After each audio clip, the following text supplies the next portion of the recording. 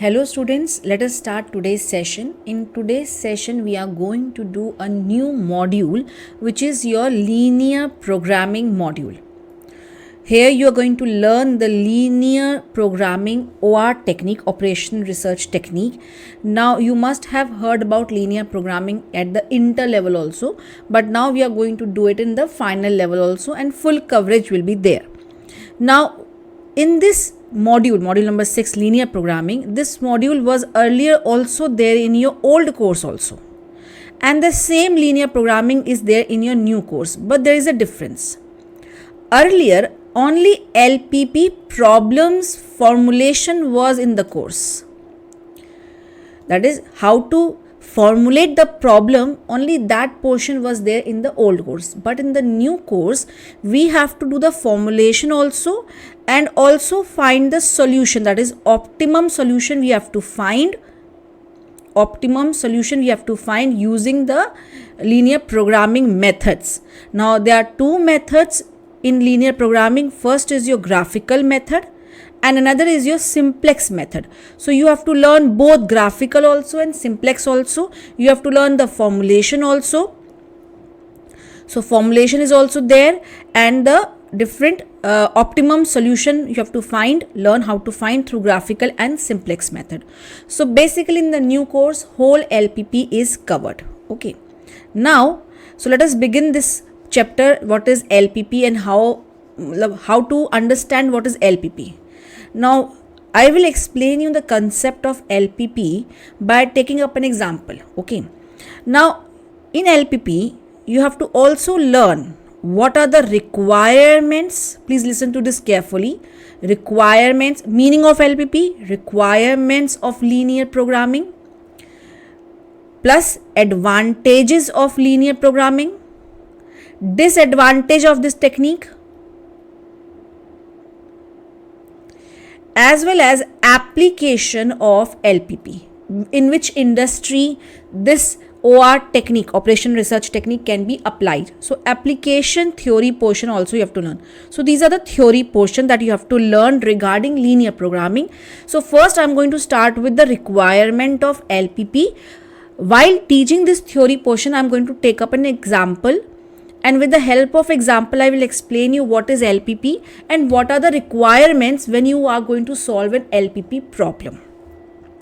This whole is an extract of your CMA module.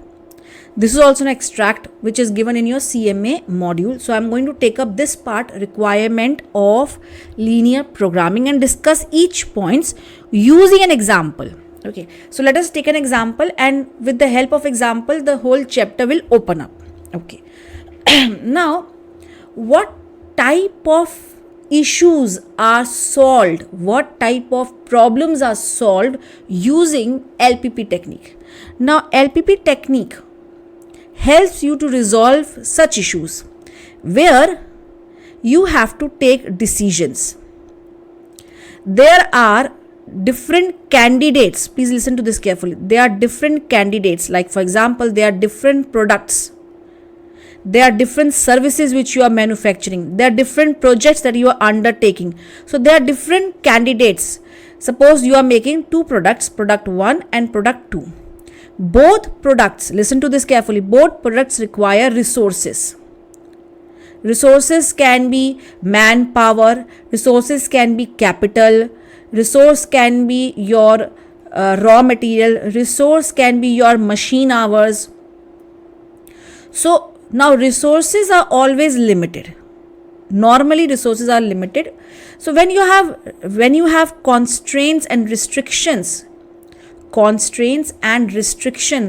I should say when you have limited resource, now all this resource can just not be allocated to one product. It has to be allocated between these two products.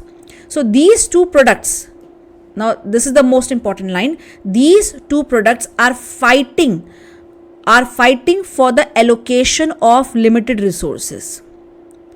So the candidates who are fighting, these are called decision variables. And if your company is manufacturing two products and and you have to decide upon allocating the limited resources, now how are you going to allocate the limited resources to these products? Which resource will product 1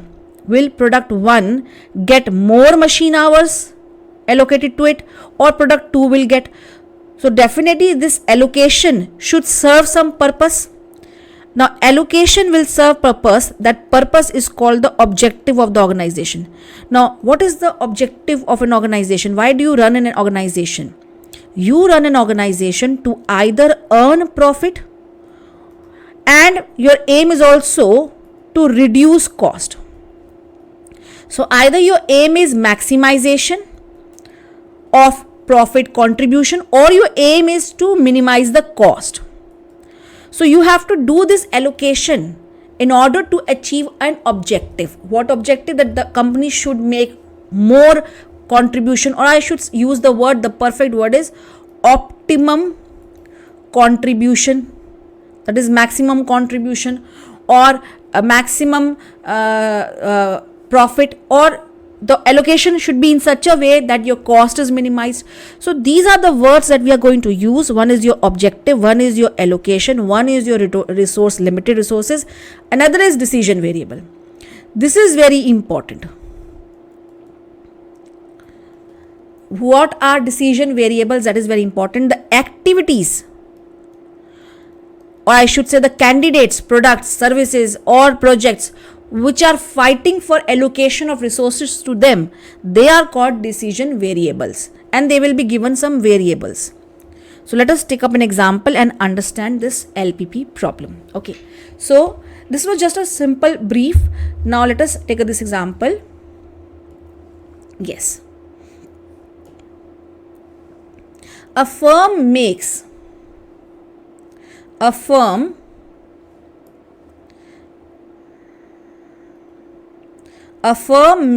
two types of furniture, right?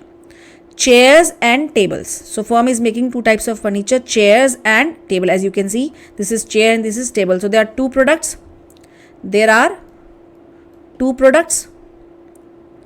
Okay.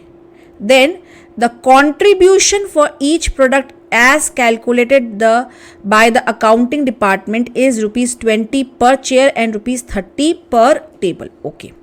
So the contribution is the main word. Contribution given by the chair and table has been mentioned to you. So let me write here. Chair is giving you rupees 20 contribution, and here you are getting a contribution of rupees 30 from per table, per unit, right? This is your contribution. Now this is your contribution per unit. Okay, then going forward, both the products are processed on the three machines M1, M2, M3. So both the products are going to get manufactured using three machines. Now you can see here, I have drawn here three machines, M1, M2 and M3. Now here it is mentioned the time required in hours, by each product, and total time available per week on each machine are given. You can see here the information has been given to you. What information has been given to you? The time required in hours by each product. So each product takes this much of hours on machine 1. Chair takes 5 hours on machine 2, and table takes 2 hours to get manufactured on machine 2. Chair requires 2 hours on machine 3 and 6 hours on machine 2. But they are limited hours. This is limited hours. So that means they are trying to tell you that machine is a limited resource. And you have only limited hours available to you, 36 hours, 50 hours and 60 hours. Now both products means what products? Product chair and product table are going to fight with each other for allocation of machine hours. So can I ask which is a decision variable? Obviously the products here are the decision variables, because products are the candidates who are fighting for the utilization of the resources, and resource here is machine hours, which is limited. Okay. Now question says, how should the manufacturer schedule his production in order to maximize contribution? Okay, they have told you the objective also. Your objective is to maximize your contribution. You should schedule the production in such a manner that your contribution is maximum. Okay. Then question says, formulate the problem as a linear programming problem. Now, how are you going to convert this problem into a LPP problem? First step is you have to identify who are your decision variables. Now, decision variables, I have just told you, normally decision variables are the products. See, products or the services that you are providing or the projects you are undertaking. Here, the decision variables are, two decision variables are there. One is your chair, that is what decision you have to take. You have to take how many chairs and how many tables you have to manufacture. See, you have to allocate this resource, machine hour, in such a way that you optimize your contribution. You are getting this much, 20 rupees and 30 rupees from these products. Okay, so let me write here, since we have to decide what. This is basically a product mix problem. Can I write here? This is basically a product mix problem.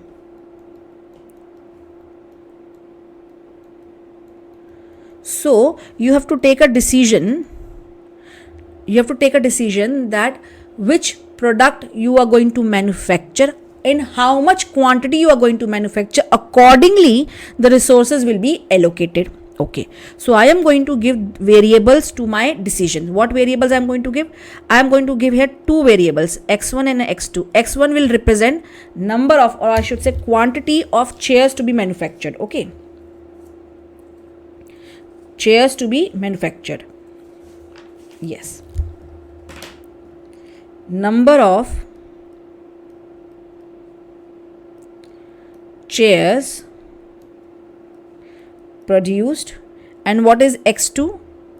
Number of tables to be produced. Now I have to identify how much x1 and x2. These are decision variables because these are competing for availability of the resource, for allocation of resources. So how much x1 should be there, how much tables, how much chairs we should manufacture, and how much tables we should manufacture, chairs and tables, right? Correct.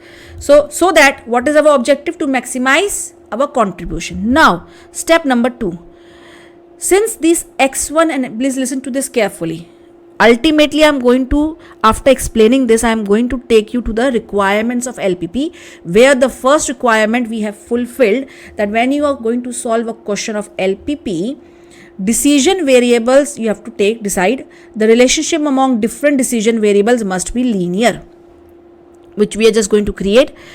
So we have identified the decision variables, and if you see here, I have written here, decision variables activity refers to candidates, products, services, projects, etc. that are competing with one another for sharing the given limited resource. Okay.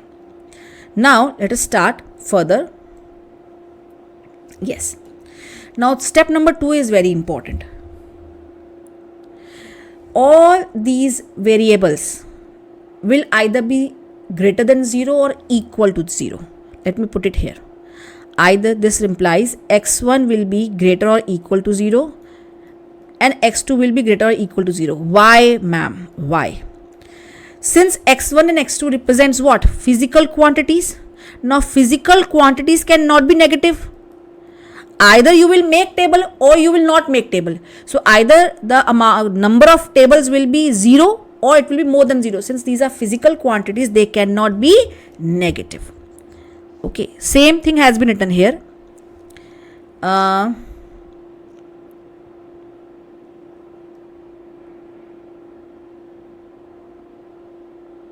Yes.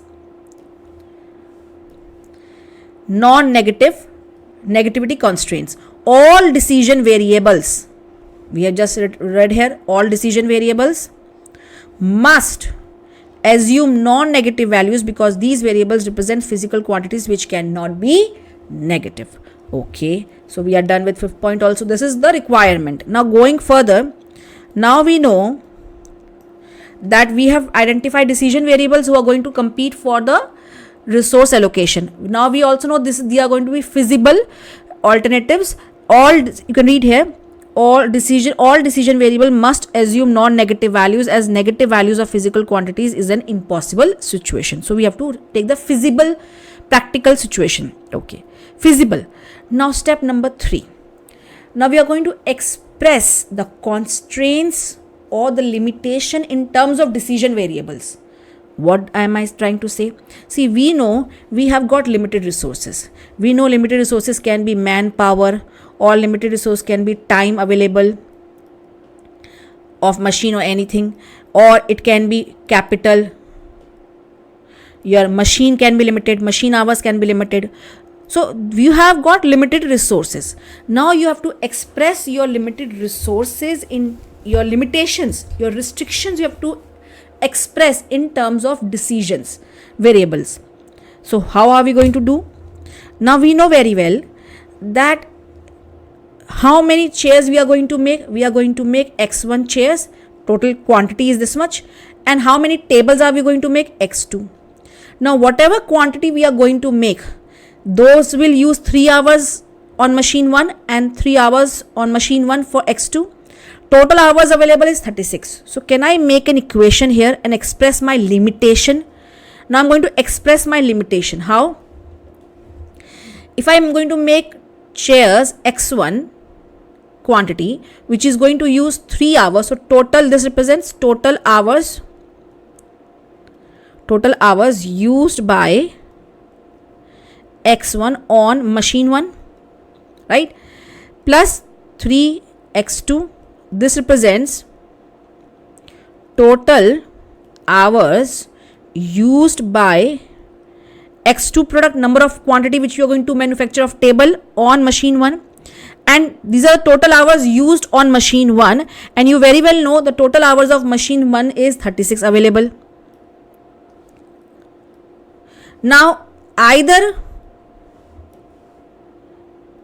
yes, now I see product table and chairs total cannot use more than 36 hours of machine 1 because machine 1 availability is only 36 hours. So you cannot use more than 36 hours. So either whatever quantity you are going to manufacture, that will utilize machine 1 hours but not more than 36 hours. So it has to be either equal to 36 hours or it has to be less than this quantity utilization. This hour utilization cannot be beyond 36 hours because you have limited resource of 36 hours only. Now what have you done? You have expressed your constraints, your limitations in terms of variables, correct? Okay. Similarly, I am going to express my other limitation also. I have limitation on machine 2 also. 5 hours, you can see here 5 hours will be utilized by chair and 2 hours will be utilized by table. So many quantities I am going to manufacture and I have limited hours of 50 only. So 5 and 2. So now this is going to be my second equation, limitation. 5x1 plus 2x2, yes, which cannot go beyond, which has to be, this total hour utilization cannot be go beyond 50 hours. Either it has to be less than or equal to 50 hours. And third limitation which I have is 2 hours and 6 hours are utilized on machine 3. This is the quantity that I am going to manufacture, and this machine 3 has only 60 hours availability. Okay, so 2 and 6. So 2x1 plus 6x2 cannot be beyond 60 hours. It has to be less than or equal to 60 hours. And obviously we all know x1 has to be greater or equal to 0 and x2 has to be greater than equal to 0 because you cannot manufacture a negative quantity. Now these three equations, my dear students, these three equations are basically your constraints. They are representing your limitation in regards to decision variable. So express the constraints in terms of variable. Now let us come back to theory portion. Yes. So we have we have expressed presence of constraints and restriction. There must be limitations on availability of resources expressed as linear equations or inequalities. We have expressed in the form of linear equations or inequalities. We have expressed our limited resources. Okay, now the next step, now the main step, you have to allocate your resources. These resources you have to allocate within to the decision variables. You have to allocate these resources, yes, these to the decision variable in such a way that your objective is maximized. Now, what was your objective? In the beginning it was mentioned that our objective is to maximize the contribution. And how much contribution we are going to earn? We are going to earn 20 rupees and 30 rupees from the chairs and tables. Okay, so now I'm going to write my objective. Objective is defined by a variable, by a alphabet which is Z. Now again I'm going to express my objective in terms of decision variables only, using x1 and x2. My objective is to maximize profit. These are the number of chairs I'm going to manufacture.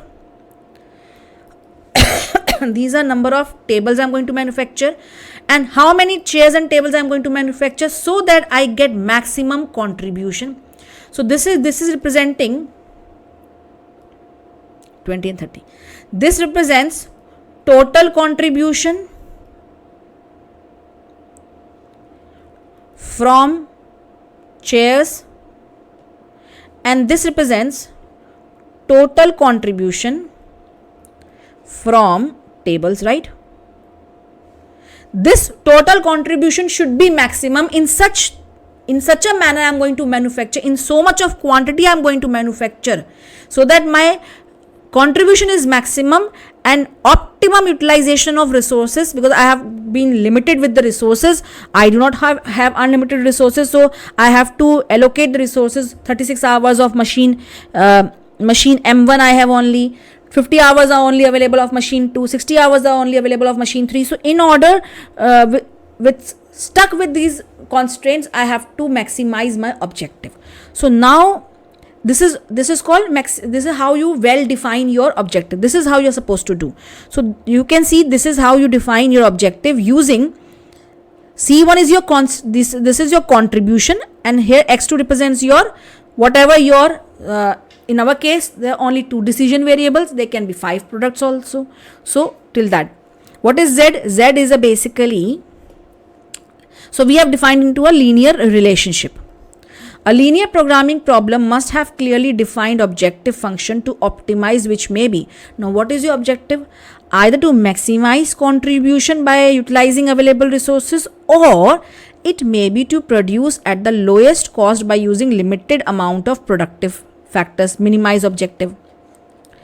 Where Z is a measure of performance variable which is a function of x1, x2, xn, and c1, c2, c3 are parameters or uncontrollable variables that give the contribution of a unit of the respective variables x1 and x2 till xn to the measure of performance Z. So c1, c2 is basically the contribution, profit, or the cost, that whatever your objective that is giving value to the decision variables. So this is your objective. Okay, now so we have understood. If we go here, so we have understood here. Let us please read the theory portion. Well defined objective should be there. This is the requirement. Any LPP,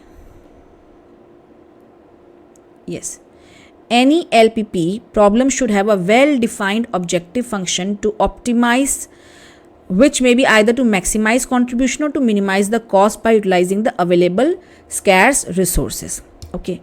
Alternative course of action, must be possible to take a selection between various combination of productive factors. Now these are also very important. These points we have discussed. What are these points? These points represents that your decision variable should be non-negative. Obviously physical quantity cannot be negative. Decision variable should be there. Well defined objective should be there. Presence of constraints and restrictions which has to be expressed in either linear equations or inequalities. Okay, now what are these features? Now let us take about this feature, finiteness. What is finiteness? That your decision variables should be limited. You cannot solve an LPP problem if you have infinite decision variables. If you say I have infinite products, I have infinite resources, no, your resources should also be limited.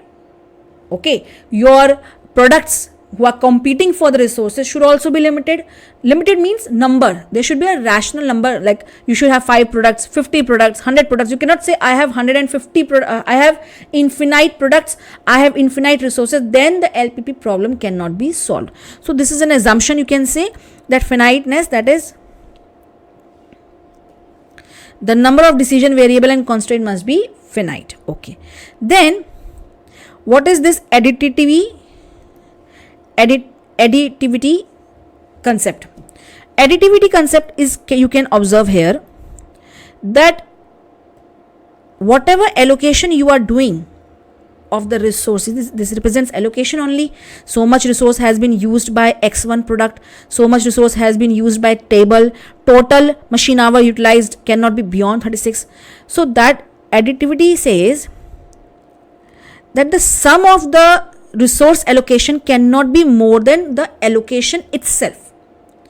The sum of the allocation of resources, listen to this carefully, sum means plus, of sum of the allocation of resources cannot be beyond the total of the resource, but it cannot exceed the resource itself. That is what additivity says. So let us read this also. The sum of the resource used by different activities must be equal to the total quantity of resource individually and collectively. Okay. Divisibility. What is divisibility? Divisibility means says that you can allocate a fractional value also of the resource. Let me write a sentence on this. You will understand better. Let me write a sentence on this. Yes, it says the resources may be allocated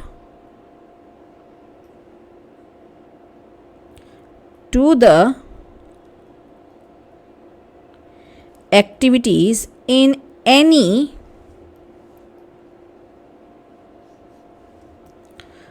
proportion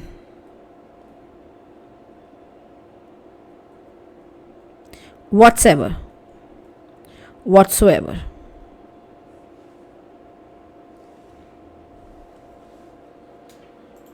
Yes, it implies divisibility here means that you can allocate resource allocation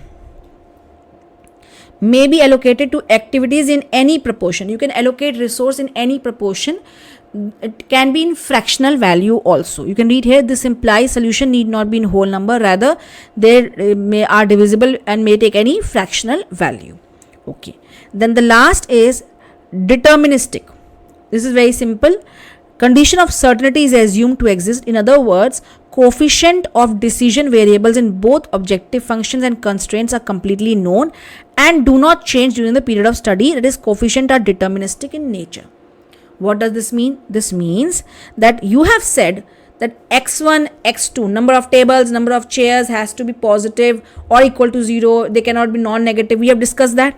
We have also discussed that you can allocate the resources in fraction value also. Okay. Now they are saying that this 36 hours, 50 hours and 60 hours, we have to assume that they are not going to change. Your resources are going to remain the same. Okay. This is first assumption you are going to take. You can read here that do not change during the period of study. That is, coefficient and deterministic in nature. Constraints are completely known. That is, you know how much constraints are there, as well as the objective functions coefficient. What are objective function coefficient? This 20 and 30. That is contribution coefficients. This is also already known. This will also not change. They are also determined properly. If all this is known, then only you can find a feasible optimum solution of LPP. And now what is LPP? LPP is a way of finding the solution to such kind of problems. Now in this whole scenario, you have, yes, if you see here, you have already defined your constraints in these equations. This is your decision variable. You have defined your 3 constraints and you have defined your objective. So let me write here. Yes, let me write here. Now your LPP problem will be expressed like this. Determine x1 and x2. What was written in English, we have converted into a mathematical problem so as to, these are your constraints. First is your objective, maximize z is equal to 20x1 plus 30x2. So this is how you are going to write, subject to the constraints. We very well know what are the constraints. We have just written here. These are the constraints. These 3 are the constraints. 3x1 plus 3x2. The allocation cannot be more than the resource itself. It has to be either less or equal to 36 hours. 5x1 plus 2x2, then 2x1 plus 6x2 less than or equal to 60, and x1 has to be greater or equal to 0 and x2 also has to be greater or equal to 0. This is your linear programming problem. Now you're going to solve this problem using either graphical method or simplex method, and find out how much quantity should be made of the products so as to maximize your objective and optimum utilization of resource takes place. This is what LPP does for you. Okay, now going back to theory, just quick revision. What are the requirements of an LPP? You need to have if you see here, you need to have, first step, you need to have, yes, decision variables. Identify what are your decision variables. Secondly, you need to find a feasibility alternative, that is decision variable has to be positive. Then express the constraints in terms of your decision variables, then objective function, and then reproduce your whole LPP problem. Okay, so first I am going to, now my target is, before going into advantages of LPP, disadvantages, first let us do 2-3 questions on LPP formulation part. This is called formulation part, where you have formulated the problem of LPP. This set where you are identifying the decision variable, maximization objective, subject to the constraints, that is called LPP formulation. Let us first do LPP formulation, and then step by step in between we will do advantages, disadvantages of LPP, and also your application in end, where we can apply this LPP. When we would have solved all the question, you will be able to understand, okay, LPP problem can be applied in product mix problem. See, you have just understood here. Then when there is a product mix problem, what is product mix problem? Which product to manufacture, in how much quantity it should be manufactured, that is called product mix problem. There you can apply LPP. So once we have done 10-12 questions, those will tell you where LPP can be applied. So application theory portion we will do then. We have just completed requirements. Now let us first do a little practical portion so that we do not get bored. Formulation part. Okay, so first I want you to write down what? First write down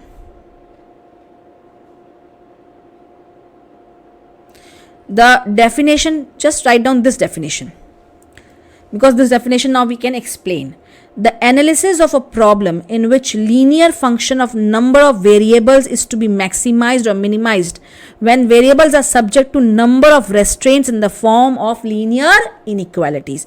We have represented constraints in the form of inequalities. Our objective is to maximize or minimize our variable number of variables. Purpose is that. So please write down this definition, just this definition, and then write down. So let me first pause. You have to pause the screen. Yes. First pause the screen and write down only the definition of this definition. Don't write the all definitions. Let us first start, because this is a OR technique. So practical problems we have to do. Then only we can understand the theory portion. If without, my dear students, please try to understand. Okay. What I want my students to understand is, if I would have directly started requirements of linear programming reading, you would not have understood. This theory gets meaning when you know where it is applied, how it is applied. So stop mugging theory like that. First, practical portion let us do, and along with that you can understand, okay, this is advantage, this is disadvantage, and in the last application part. Okay. So please pause the screen and write down the definition. Pause the screen and write down the definition.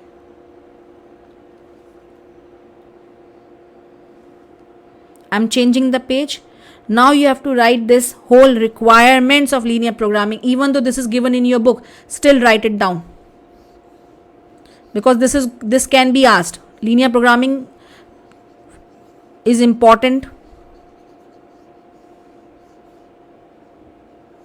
That I will write again, don't worry.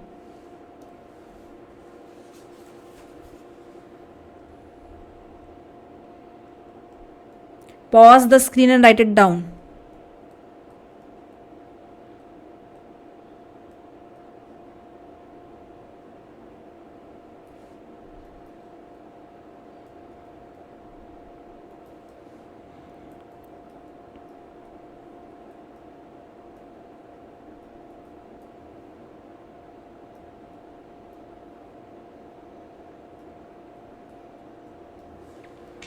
Pause the screen and write it down.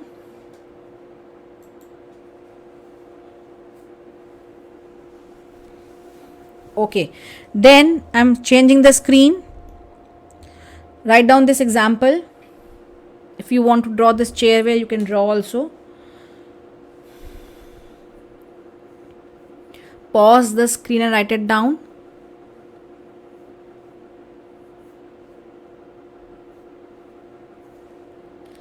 Then I'm changing the screen.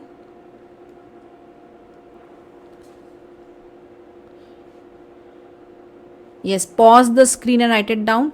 Write here machine 1, write here machine 1, machine 2, machine 3. No need to draw any machine, just write machine 1, machine 2, machine 3 and write it down, please.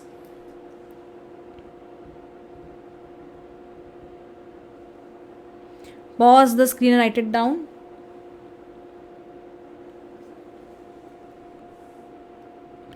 I'm changing the screen. Now this is step 1.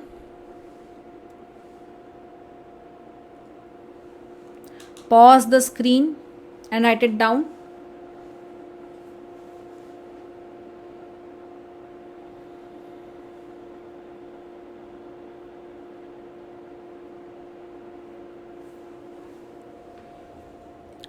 I'm changing the screen. Pause the screen and write it down. This is your step number 3. When you are expressing your constraints in terms of the variable.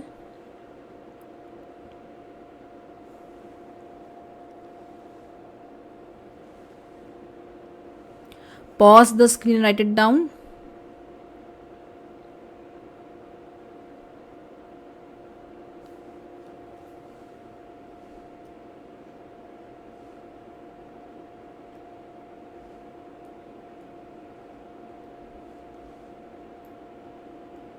Yes. Pause the screen and write it down.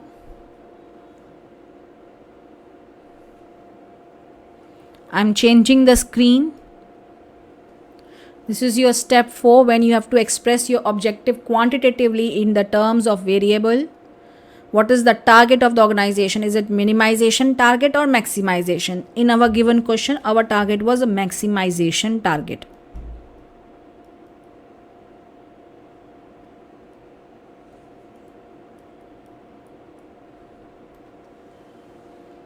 Pause the screen and write it down.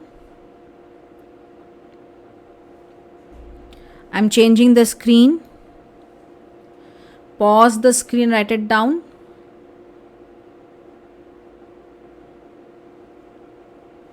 I'm changing the screen. Now this is your mainly the formulation of LPP problem of the given example. Pause the screen and write it down.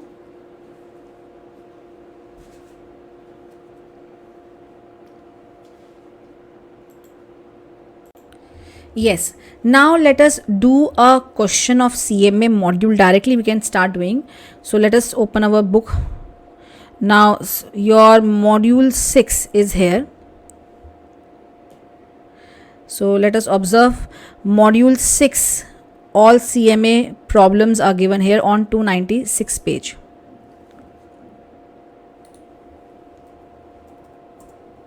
Yes. Module 6. Now let us start with the first question. All CMA module questions.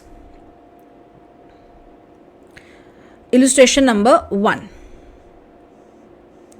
It's a very simple problem. Again, only LPP formulation problem it is. LPP formulation problem.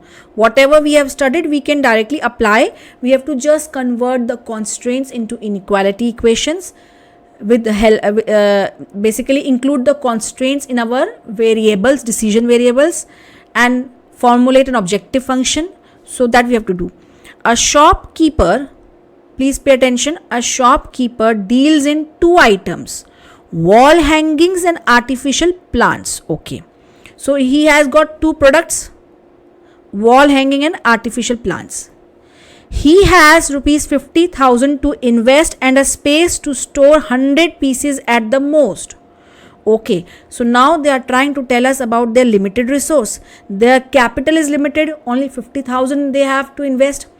Plus they have a limited space also. So let me simultaneously put these figures in our solution. This is your answer number 1. We have got 2 products. One is your wall hanging. 2 products are there. Wall hanging. And another is your artificial plant. Then they have got limited resource. Limited resource. Capital. This whatever I am writing is for you. You do not have to write this in exam. Capital 50,000 and you have limited space. Space to store 100 items only. Okay. This you do not have to write in exam. What you have to write in exam, I will tell you. Let us first read the question. Cost of wall hanging and artificial plants are 450 and 200 each. Okay. Basically, this shopkeeper, the wall hanging cost is and plants is 450 and 200. Let me first write it. So cost of wall hanging is given to us rupees 450 and artificial plant it is rupees 200, right, each. Okay. What else is given? He can sell wall hanging at a profit of rupees 80 and artificial plant at a profit of 37. Okay, so he can sell profit on wall hanging. He can have a profit. He can sell wall hanging at the how much? Rupees 80 and artificial plant he can have a profit of rupees 37. Sorry, I am just writing all this just to refer. Okay, now assuming that he can sell all the items that he buys. Okay, so basically he is a trader. He buys and then he sells. And at what cost he buys? He buys at 450 and 200, and he sells at a profit of 80 and 37, correct? Okay. Going further, formulate a linear programming problem in order to maximize his profit. So how are we going to do that? Very simple. Now what was the first step? First step was to identify the decision variables, the activities that are competing for allocation of resources, limited resources. Now these are limited resources. Who wants these limited resources? Capital and space, these two products. So these two products are your decision variables. So let me write here. Yes. So let me write here. Let x1, because what do we have to decide? We have to decide. Basically the question says you have to decide, formulate a linear programming problem in order to maximize your profit.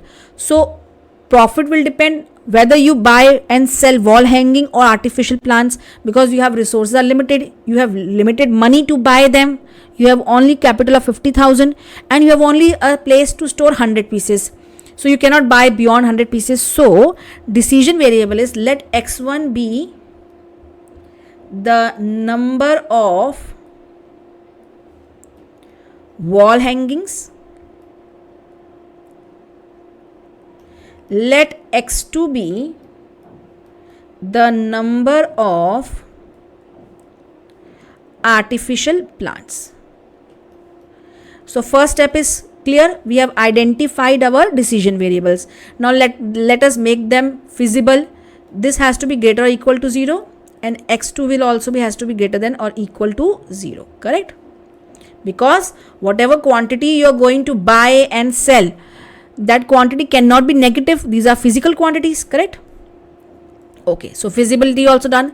Third step, now we have to express our restrictions in terms of these variables. Okay, so let us express our constraints in this. What is our constraint? The investment is our constraint. We have only a capital of how much? 50,000. So, and when we buy wall hanging, 450 we have to spend and 200 we spend. So very simple, total money that you can spend is only 50,000. So whatever quantity you are buying, what quantity you are going to buy? Quantity x1 of wall hanging and x2 of artificial plant in such a manner that total cost spent should not exceed 50,000. This is your first constraint. So let us put it here, that let us express, you have a limitation, right? So your total cost of buying cannot exceed rupees 50,000. So let me express this. Now cost of buying is, first cost of buying is 450 and 200, right? So 450 x1 plus 200 x2. This is the total cost of buying. The total item cannot exceed 50,000. This is your first constraint. Second constraint is that space. Again, the space limitation up to 100 pieces. So you cannot stock beyond 100 pieces. So basically x1, number of pieces you are going to buy of wall hanging, number of pieces you are going to buy of artificial plants, the number of pieces cannot be beyond 100 pieces, right? So you had how much limitation? You had only 2 limitation, right? These are 2 limitation which we have expressed in terms of decision variable. Now the last step is to define your objective. What is your objective? Your objective here is, since you are going to make profit, your objective is of maximization. So maximize. Now maximization objective has to be expressed in terms of decision variables. So decision variable is x1 and x2 with your coefficients of your profit. What is your coefficients of profit? You make a profit of 80 rupees and 37 rupees. Now 80 rupees of profit you get from here and 37 rupees of profit you get from here. This total profit should be maximum. In such a way you have to make the allocation. So this is your answer number 1. Is it clear? This is your LPP formulation. So basically, if you have to write here properly, you have to write like this. Maximize, this is how you write. In exam, you just have to write like this: maximize 80x1 plus 37x2. Okay, subject to constraints. What are your constraints? Just have to write the constraints. Your constraints are 450x1 plus 200x2 has to be less than or equal to 50,000. x1 plus x2 and x1 has to be greater or equal to 0, and x, this is also very important. Okay, so basically this is your solution. This is your solution. Yes.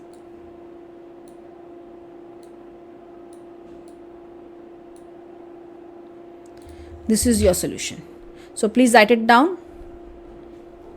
Start from here. Pause the screen and write it down.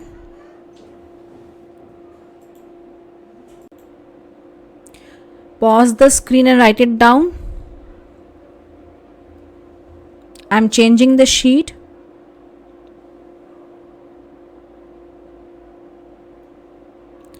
Pause the screen and write it down.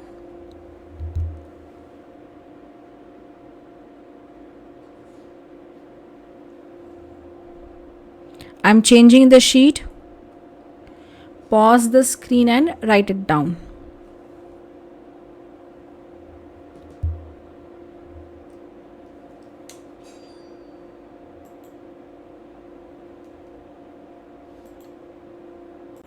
Yes, now let us do the next question on the formulation only. That question is given in your CMA module, which is your question number 2. Again, it is based on the formulation part only. The formulation part. Okay, so let us start with question number 2. Now, this question will appear to be a complicated question, so we can categorize it into a difficulty level question, complicated question. Okay, now let us read this question. Again, we have to see first of all what are decision variables, then we have to find a feasible solution for them. Feasibly, we have to make them feasible because quantities cannot be negative. Then we have to identify the constraints and express them with the help of variables only, decision variables. Then we have to define the objective function. Okay, this much we have to do.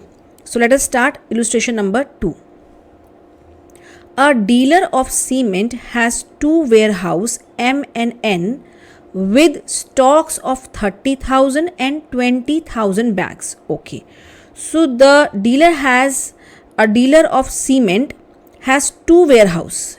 He has got 2 warehouses. One is M warehouse and N warehouse, which already has a stock of 30,000 and 20,000 bags, okay, of cement respectively.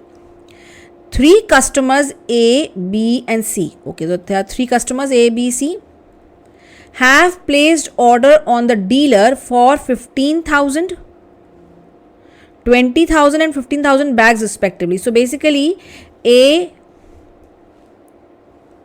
B and C have placed order of 15,000 bags, 20,000 bags and 15,000 bags, right?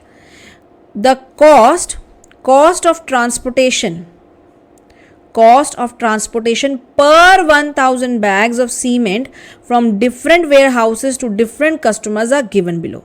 Okay, so cost of transportation, which is mentioned in the table below, is cost per 1,000 bags. So for simplicity, I will do what? I will say 1,000 bags is equal to 1 unit. Why? Because this cost is mentioned per 1,000 bags. So now I will deal in units. So can I say A has ordered, instead of saying 15,000 bags, we will say he has ordered 15 units. B has ordered, instead of saying 20,000 bags, we will say he has ordered 20 units. C has ordered 15,000 bags. Instead of that, we are going to say 15 units. Okay. Now, what is the transportation cost mentioned to us? This transportation cost is given in 1,000. These figures, please make a correction here. This is 1,000. Okay, let me check. Yes, these figures are in, no, this is in hundreds, already 40 and hundreds, so for 4000 it will be. So this is hundreds per 1000 bag. Okay, now when you transport from M warehouse and N warehouse to customer A and B and C, this is the cost you have to incur. What cost you have to incur? You have to incur 4000 rupees, 2000 rupees per unit to transport the goods. Correct? This is the cost. The dealer wants to find out how to fulfill the orders so that the transportation cost is minimum. Formulate the problem. Now please understand, what is the objective of the dealer? Does the dealer, please answer me, does the dealer wants to maximize his contribution profit or minimize the cost? He wants to minimize the transportation cost. So here the objective, please understand, the objective here is not maximization. Here the objective is of minimization. The earlier example or the question that we did was of a question where the objective was of maximization. Now the objective is of minimization. Okay, now first step has been always to identify the decision variable. What decision you are supposed to take? Here there are no resources, there is no manpower involved that you have to allocate, there is no space that you have to allocate, there is no capital that you have to allocate, so there is no resource allocation. So how are we going to find out what are decision variables? So basically just read the question, the last line, and see what dealer wants to find out. Dealer wants to find out or decide, dealer wants to find out how, let us say the word decide, that how is going to fulfill the orders so that the transportation cost is minimum. See, when you transport goods from warehouse M to customer A, the cost is different. When you transfer goods from here, the cost is different. So you have to decide how much quantity has to be transferred from M warehouse to these customers and how much quantity has to be transferred from N warehouse to these customers. That is the decision that we have to take. So now let us start with answer number 2. Answer number 2. Now first of all, I will assume that since the cost has been mentioned per 1000 bag, so for me now 1000 bag will be equal to 1 unit because this is cost is for 1 unit. So let me write the same thing as transportation cost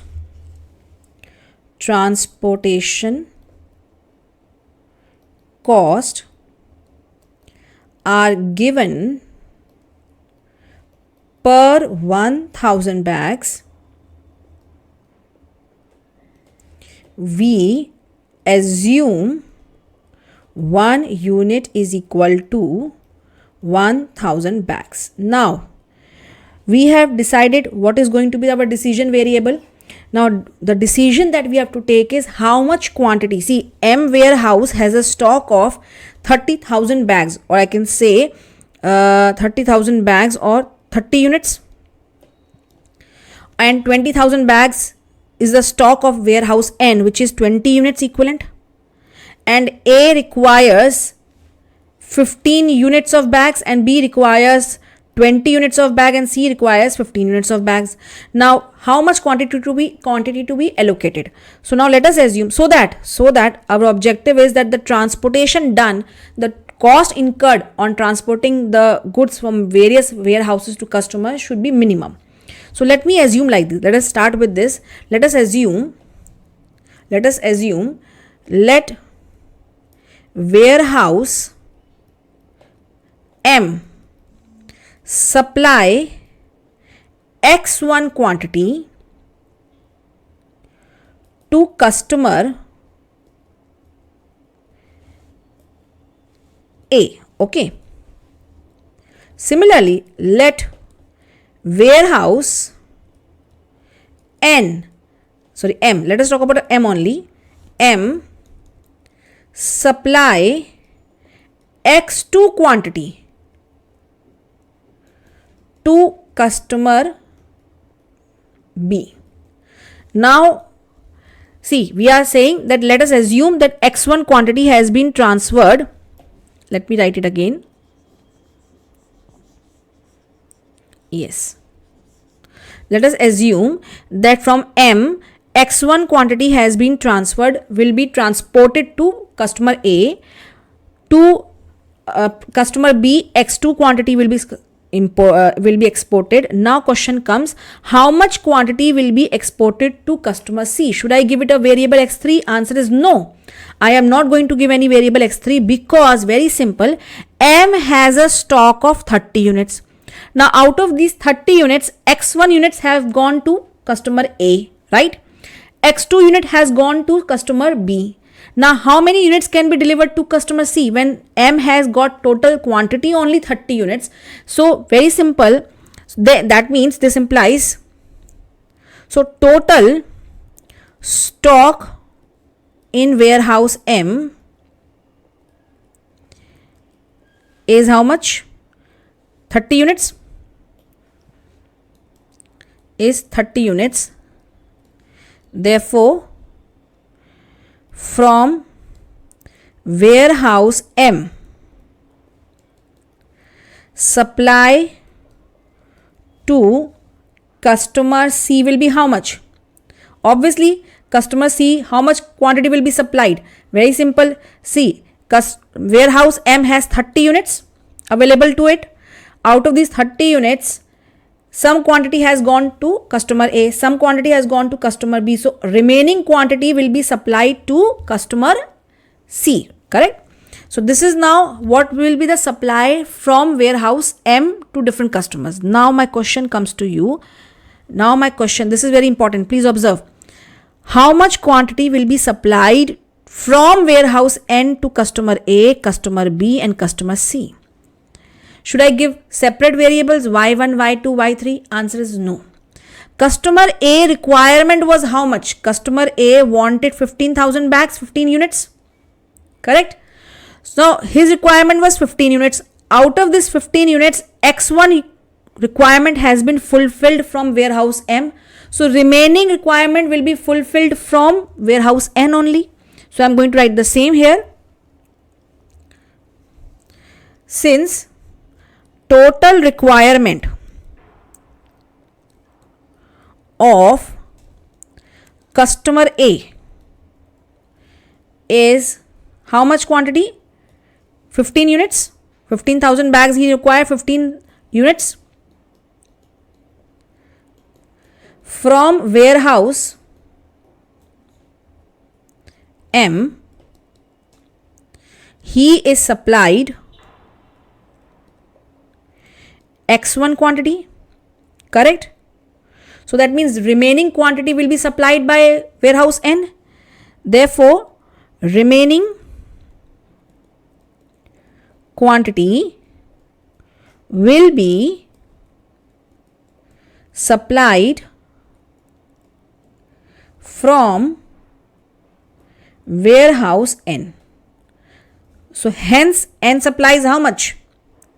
This implies that to customer A, N will supply how much? N supplies to customer A how much? Please tell me. Customer A's requirement is how much? 15 units.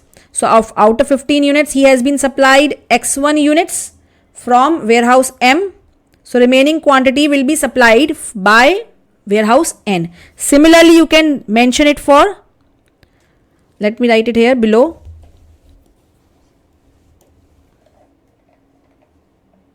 Yes. Similarly, now we know very well that how much quantity will be supplied to A from warehouse N. Now, how much, we know this. Now, how much quantity will be supplied to B from warehouse N, my dear students? B requires 20,000 bags. He has ordered 20,000 bags. 20,000 bags means 20 units. His requirement is 20 units. And we very well know that from M, he has been supplied X2 quantity. So out of his requirement is 20 units, X1 will be delivered from warehouse M. So remaining quantity will be delivered from warehouse N. So similarly, I'm writing the same thing. Similarly, requirement of customer B is how much? Customer B's requirement is 20 units, right? Is 20 units. Warehouse N will deliver remaining quantity, right?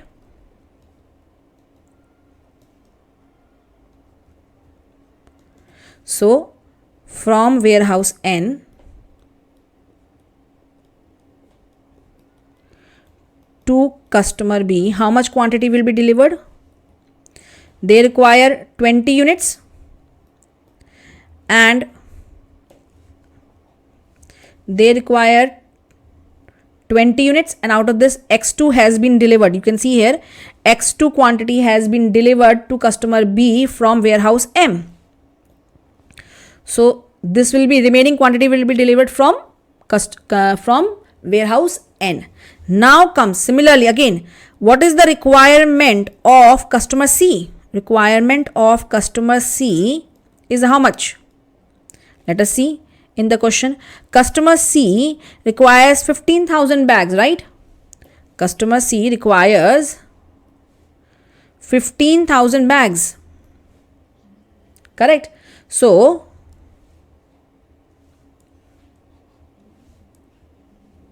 just a second. Yes, 15,000 bags. 15,000 bags means what? 15 units. Now out of this 15 units requirement, M has supplied something. So we will reduce that part and remaining supply will be done by N. So let me write here. Requirements of C is how much? It is 15,000 units. Is 15.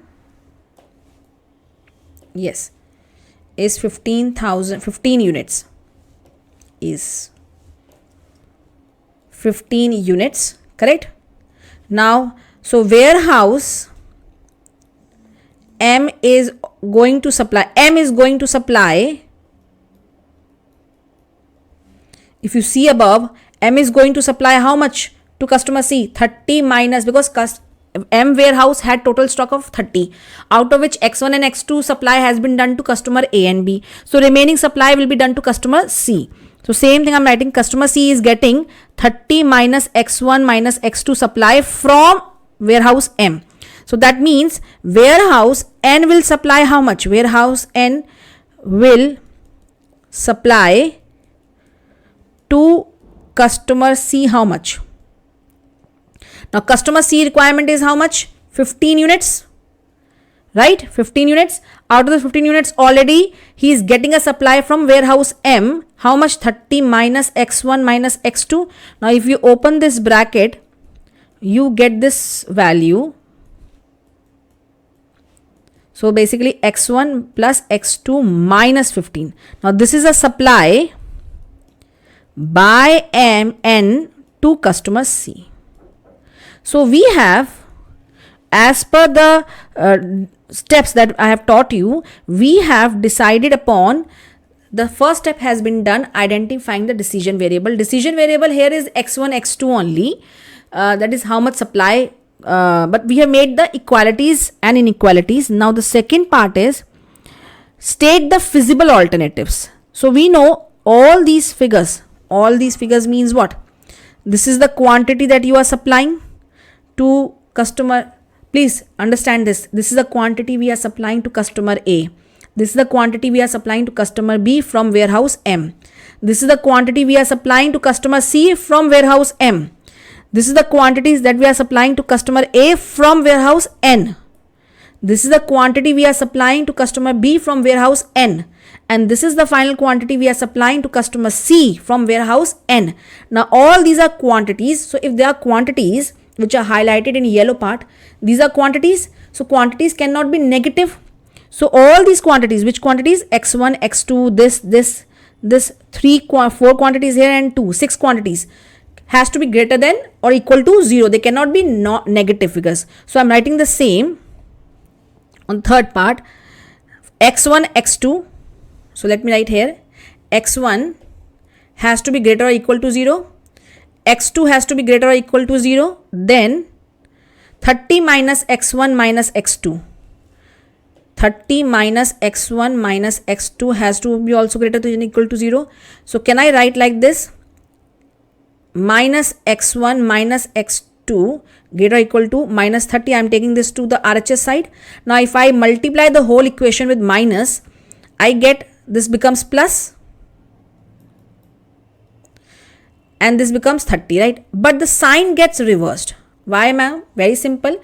Suppose let me write here 5 is greater than minus 3, correct? This is correct. Now if I multiply this equation with minus 5, this becomes minus and this becomes minus into minus plus. Now obviously sign will change because now 3 becomes greater than minus 5. That is why. So when you multiply the equation with minus, the sign changes. So this is the final feasible alternative. Then the fourth quantity is this 15 minus x1, correct? Fourth quantity, let me write it here, 15 minus x1 has to be greater than or equal to 0. So if I write this, this will become minus x1. Now if I multiply with minus, this becomes x1 and this becomes 15, but the sign changes. Okay, so these are my final, this is my final inequalities. Then the next quantity is 20 minus x2. 20 minus x2 should be greater or equal to 0. So now let me write it here, 20. Let me take the 20 on the RHS side. So minus x2 minus 20. Now I will multiply with minus sign. So this becomes positive. This also becomes positive, but the sign changes. Okay, so this is my final which I am going to use. Then the last quantity is x1 plus x2 minus 15.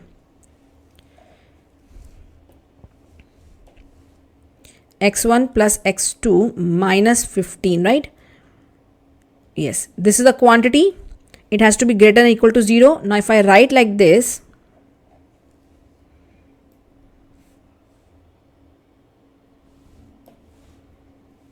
yes, if I write like this, if I take x1 and x2 on the RHS side, so it becomes minus 15 greater or equal to x1 minus x2. Now if I multiply with minus sign, this becomes positive and this also becomes positive, but the sign changes, right? Let me check. Yes, correct. It can be written like this also, x1 plus x2 is greater than 15, correct? So obviously the greater sign is on the x1 and x2 part. Okay, now we have written all the 6 quantities, and what have we done? We have done. Now we have identified the decision variable x1 and x2. We have also defined the feasible alternatives also. We have even written the constraints also. How? See, in the question, our decision variable was x1 and x2, right? But we have also mentioned how much quantity will be supplied so that our objective is achieved. So this equation 30 minus x1, that I would say like this. These equations is our inequalities. Now we have to define our objective. Now what is going to be our objective? What is our objective? To minimize the cost. Now whatever supply you are going to do of quantities, it should result in minimum cost. So very simple. We very well know, clearly we know that 6 quantities we are going to supply, x1, x2, this 3. From M you're going to supply to A, B, C this much. From N you're going to supply this and this. While supplying all this is the cost that you're going to incur. Which cost? Yes, let me write it properly. What cost you're going to incur? These are the cost that you're going to incur. 40, 20, 20, 20, 60 rupees, 40 rupees. multiplied with hundreds because this is cost per 1000 bag. So for transferring 1 unit cost, you have to incur 4000, 2000, 2000, 2000 like this. So I'm writing the same so that there is no confusion. This is the cost that you have to incur per 1000 bags, which is 1 unit. So let us write the objective. How much quantity you are supplying from M to A? X1 quantity, let me write here. Yes, X1 quantity you are supplying. How much cost you will be incurring? We will be incurring 4000 rupees. Multiply. So this is the cost of transferring from M warehouse to customer A, plus then how much quantity you are going to supply to customer B from warehouse M? This quantity X2, right? X2. How much cost you are going to incur from supplying M to B? 2000 rupees you are going to incur on 1 unit. How much units you are supplying? You are supplying X2 units. So 2000 you multiply, plus then how much quantity you are going to supply from warehouse M to customer C? 30 minus X1 minus X2, right? 30 minus X1 minus X2. So let me write here 30 minus X1 minus X2. This is the quantity you are supplying, and how much cost you are going to incur? 2000 when you supply from M to customer C. So 2000 multiplied with 2000. Then continue. All this cost should minimize, all this cost incurred in transportation should be minimum. That is your objective. Accordingly, you have to find out the values of X1 and X2. Then how much quantity you are going to supply from warehouse N to customer A? 15 minus X1. Okay. This is the quantity you are going to supply. Then how much cost you are going to incur from N to customer A? 2000, right? So multiply. So this is the total cost you are going to incur while supplying from N to customer A, plus how much quantity you are going to supply from warehouse N to customer B? 20 minus X2, 20 minus X2. So 20 minus X2 multiplied with the cost. What is the cost of supplying from N to customer B? From warehouse N to customer B, this is the cost, 6000. So write it down here, 6000, plus how much quantity you are going to supply from warehouse, be attentive, how much quantity you are going to supply from warehouse N to customer C? This is the quantity, X1 plus X2 minus 15. X1 plus X2 minus 15 into what is the cost of supplying goods from N to customer C? 4000 is the cost. So multiply with 4000. This is the total cost of supplying this much quantity from warehouse N to customer C. This is your equation. Now if you just simplify your equation by opening it up, how much do you get? Now if you see here, it gets 6 minus 2000 X1 minus 2000 X2 plus 15 to 30 minus 2000 X1 plus multiply this 12, right, minus 6000 X2 plus 4000 X1 plus 4000 X2 minus 60,000. Correct. So let us open the calculator. Yes, now let us do the calculation part. Now let us first highlight the X1 figures. X1 is this figure is X1, and then this figure is X1, and then we have got this figure X1, right? So let's do on the calculator. The first figure was 4000, right? This figure is 4000. So 4000. Then this figure minus 2000. Then this is again minus 2000. Then this is plus 4000. So you get 4000. So final figure is 4000 x1. Now let us highlight the x2 figures. This is x2, this is x2, this is x2, and this is x2, right? So let us solve this on the calculator. 2000. Some students can do it orally also, but I cannot. 2000 minus, maybe there is always a mistake on my part when I do. 6000 plus 4000. So minus 2000. So this is minus 2000 x2. Now the remaining are the without variable figures. 60,000. Then what is the sign here? Plus 30,000. Then plus 1,20,000. Then okay, minus 60,000, this figure. So you get 1,50,000, correct. Minus, this is your plus 50,000, 1,50,000. Plus 1,50,000. This is your objective, right? Now this was the question. Question is done. We have now what you how are you going to write it? See, you are going to write it like this. Let me show you. You are going to write thus, since question has asked us, thus the mathematical formulation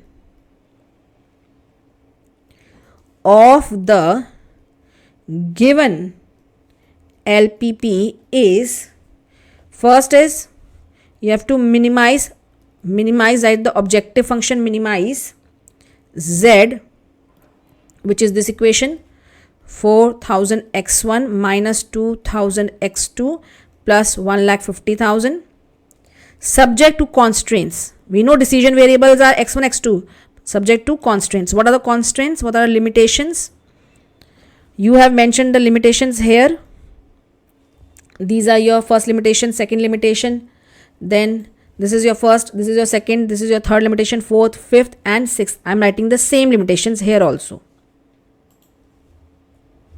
Yes, subject to constraints, x1 plus x2, x1 plus x2, x1, same I am writing, x2, you can see here,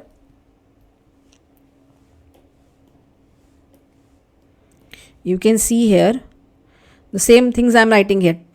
x2 is less than 20. See, I have written here x2 is less than 20. Then x1 is greater than equal to 0 and x2 is also greater than equal to 0, which we have mentioned here also. And same equations I have written here.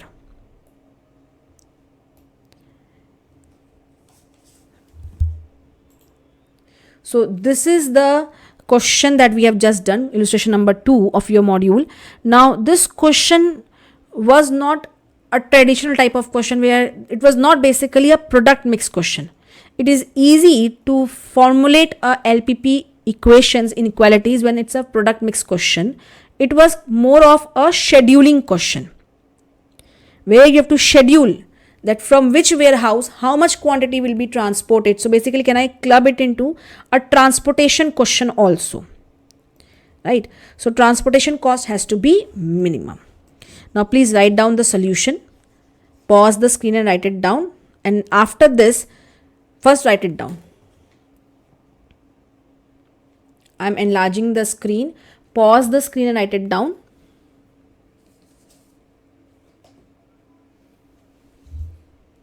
Pause the screen and write it down.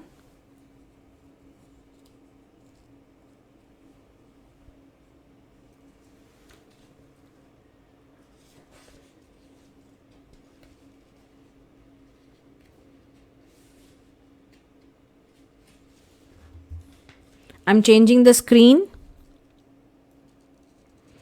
Pause the screen and write it down, please.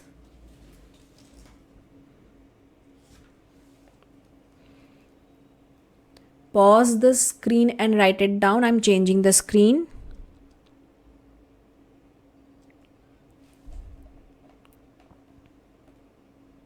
Yes. Pause the screen and write it down.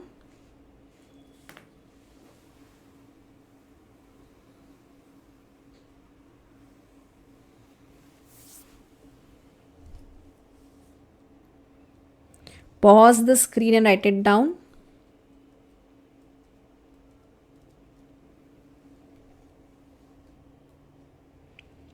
Pause the screen and write it down.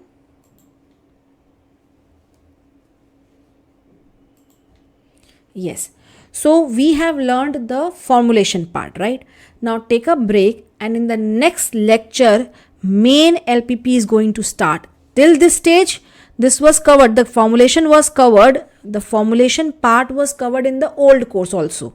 But how to find the optimal solution, that is how to find the value of x1 and x2, how so that we are able to decide how much quantity to be transported so that the cost is minimum, total cost is minimum. That we have not learned in the old course. Now we are going to learn this in the new course. That is, we are going to find the solution of this LPP problem.